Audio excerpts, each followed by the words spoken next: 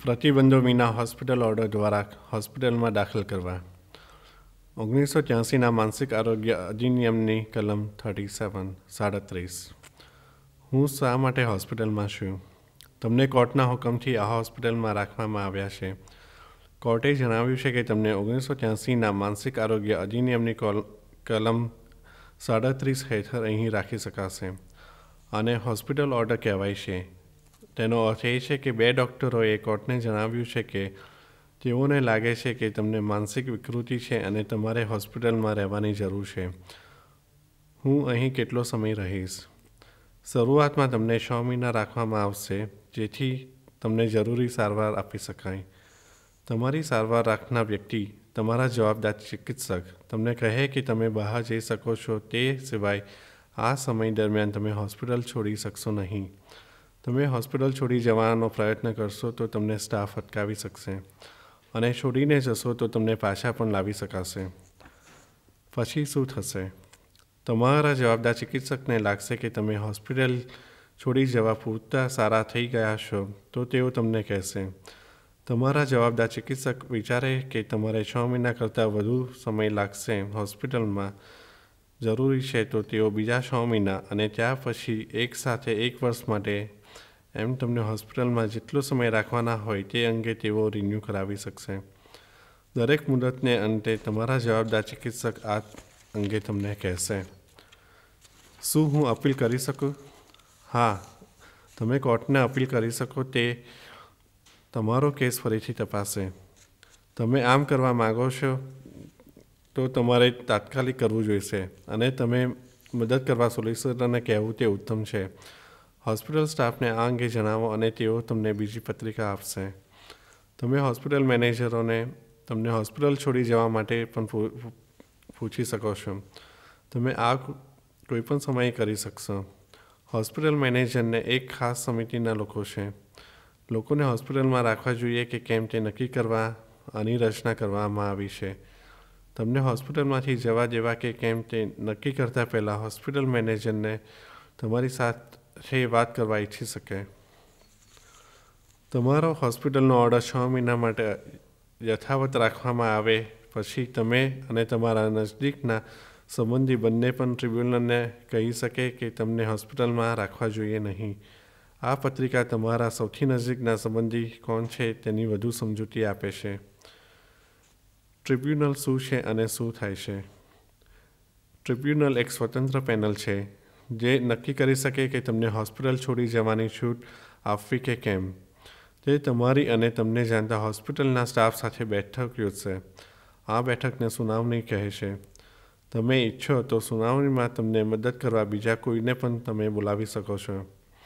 સુનાવણી પહેલાં ટ્રિબ્યુનલના સભ્યો હોસ્પિટલમાંથી તમારા અને તમારી સંભાળ અંગેના અહેવાલો વાંચશે. ટ્રિબ્યુનલના સભ્યો પૈકી એક તમારી સાથે વાત કરવા પણ આવશે. હું ટ્રિબ્યુનલને ક્યારે અરજી કરી શકું?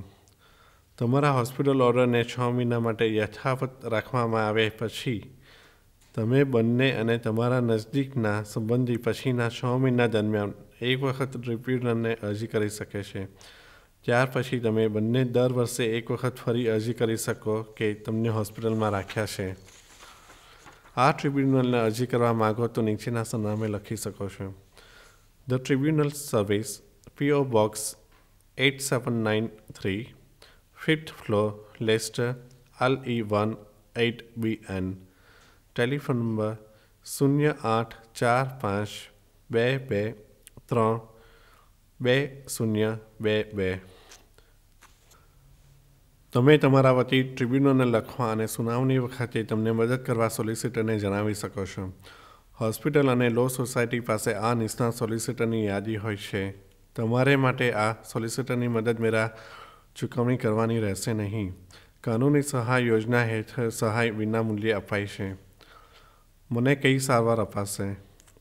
તમારા જવાબદાર ચિકિત્સક અને અન્ય હોસ્પિટલના સ્ટાફ તમારી સાથે તમારી માનસિક વિકૃતિ માટે તમને જરૂરી કોઈપણ સારવાર અંગે વાત કરશે. મોટાભાગના કેસોમાં તમારે તેમની સલાહ લેવાની રહેશે. 3 મહિના પછી તમારી માનસિક વિકૃતિ માટે તમને આપવામાં આવેલ કોઈપણ દવા કે ઔષધ અંગે ખાસ નિયમો છે. તમે દવા કે ઔષધ લેવા ન માગો અથવા તમે એટલા માદા હો કે તમે તે લેવા માગો છો કે કેમ તે નક્કી ન કરી શકો તો આ હોસ્પિટલના ન હોય તેવા ડૉક્ટર તમારી મુલાકાતે આવશે. આ સ્વતંત્ર ડૉક્ટર તમારી સાથે અને તમને જાણતા હોસ્પિટલના સ્ટાફ સાથે વાત કરશે. સ્વતંત્ર ડૉક્ટર નક્કી કરશે કે તમને કઈ દવા અને ઔષધ આપી શકાય. સંકટકાલીન સ્થિતિ હોય તે સિવાય આ જ દવા અને ઔષધો તમને તમારી સંમતિ વિના આપી શકાશે. આ સ્વતંત્ર ડૉક્ટરને SOAD બીજા અભિપ્રાય માટે નિયુક્ત ડૉક્ટર કહેવાય છે અને સ્વતંત્ર કમિશન દ્વારા તેમની નિમણૂક થાય છે, જે માનસિક આરોગ્ય અધિનિયમનો કેવી રીતે ઉપયોગ થાય તેના પર દેખરેખ રાખે છે. કેટલીક ખાસ સારવારો જેવી કે ઇલેક્ટ્રોકન્વલ્સિવ ઉપચાર ECT માટે જુદા જુદા નિયમો છે. સ્ટાફને લાગે કે આ સારવાર તમને જરૂરી છે તો તમને નિયમો સમજાવવામાં આવશે અને અન્ય પત્રિકા આપવામાં આવશે. તમારા સૌથી નજદીકના સંબંધીને જાણ કરવી. માનસિક આરોગ્ય અધિનિયમ, જેને તમારા સૌથી નજીકના સંબંધી કહે તે વ્યક્તિને આ પત્રિકા નકલ આપવામાં આવશે. માનસિક આરોગ્ય અધિનિયમમાં લોકોની યાદી હોય છે જેઓને તમારા સંબંધીઓ તરીકે ગણવામાં આવે છે. સામાન્ય રીતે તે યાદીમાં જે વ્યક્તિ સૌથી અગ્રીમ આવે તે તમારા સૌથી નજીકના સંબંધી છે. હોસ્પિટલ સ્ટાફ તમને આ પત્રિકા આપશે જે આ અંગે તમારા સારવાર અને સંભાળ સંબંધમાં તમારા સૌથી નજીકના સંબંધીને કયા હક્કો છે તે સમજાવવામાં આવે છે. તમારા સૌથી નજીકના સંબંધી બદલવા.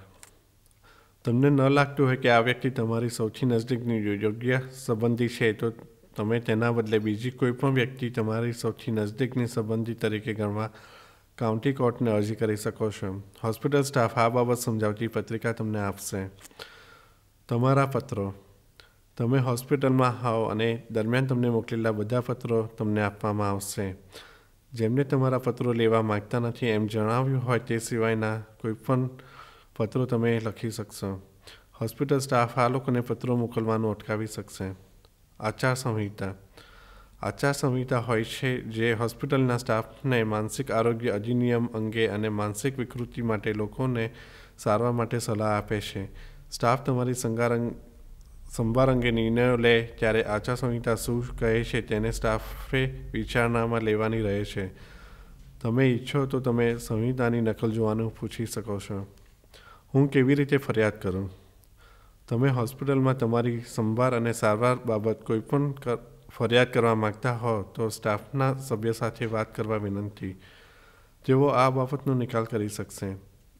તેઓ તમને હોસ્પિટલની ફરિયાદ કાર્યપદ્ધતિ વિશે પણ માહિતી આપી શકશે અને તમે સ્થાનિક ઠરાવ કહેવામાં આવે છે તેની મારફત તમારી ફરિયાદનો નિકાલ લાવવાનો પ્રયત્ન કરવા તમે તેનો ઉપયોગ કરી શકશો. તેઓ ફરિયાદ કરવામાં પણ તમને મદદ કરી શકે છે તેવા બીજા કોઈ લોકો અંગે પણ તમને જણાવી શકશે. તમને લાગે કે હોસ્પિટલની ફરિયાદ કાર્યપદ્ધતિ તમને મદદ કરી શકશે નહીં તો તમે સ્વતંત્ર કમિશનરને ફરિયાદ કરી શકો. કમિશન માનસિક આરોગ્ય અધિનિયમનો કેવી રીતે ઉપયોગ કરાય છે તેનો સાચી રીતે ઉપયોગ કરાય છે તેની ખાતરી કરવા દર્દીઓ હોસ્પિટલમાં હોય તે દરમિયાન યોગ્ય સંભાળ રાખવામાં આવે તેના પર દેખરેખ રાખે છે. કમિશનનો કેવી રીતે સંપર્ક કરવો તે સમજાવતી પત્રિકા હોસ્પિટલ સ્ટાફ તમને આપી શકશે. વધુ મદદ અને માહિતી. તમને તમારી સંભાળ અને સારવાર અંગેની કોઈપણ વસ્તુ સમજાતી ન હોય તો હોસ્પિટલના સ્ટાફના સભ્ય તમને મદદ કરવા પ્રયત્ન કરશે.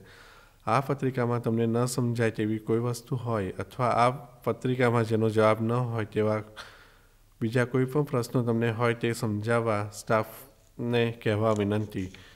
તમારે બીજા કોઈ માટે આ પત્રિકાની નકલ જોઈતી હોય તો તે પણ જણાવવા વિનંતી.